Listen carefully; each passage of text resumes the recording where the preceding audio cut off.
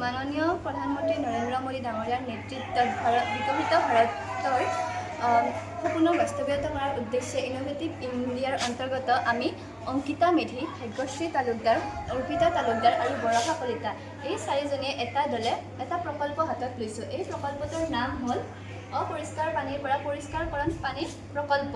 এই প্ৰকল্পটোত ব্যৱহাৰ হোৱা সঁজুলি কাৰ্ডবৰ্ডৰ 4টা বাকচ, 4টা সৰু মাটিৰ কলহ, এডাল দীঘল পাইপ, শিল, বালি, এঙাৰ, কপা আৰু এটা পাত্ৰত অপৰিষ্কাৰ পানী।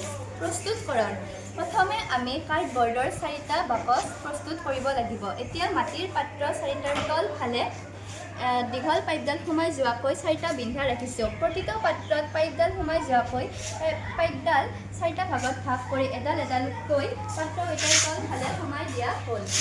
এতিয়া প্ৰথম পাত্ৰটোত শিল থকা অপৰিষ্কাৰ পানীখিনি ঢালি দিয়া হ'ল। এই পানীখিনি নিগৰি গৈ বালি থকা পাত্ৰটোত পৰিব আৰু সেই পানীখিনি গৈ এঙাৰ থকা পাত্ৰটোত পৰিব। শেষত কপা থকা পাত্ৰটোত পৰিব। সৰ্বশেষত আমি পৰিষ্কাৰ পানী পাবলৈ সক্ষম হ'ম। ধন্যবাদ।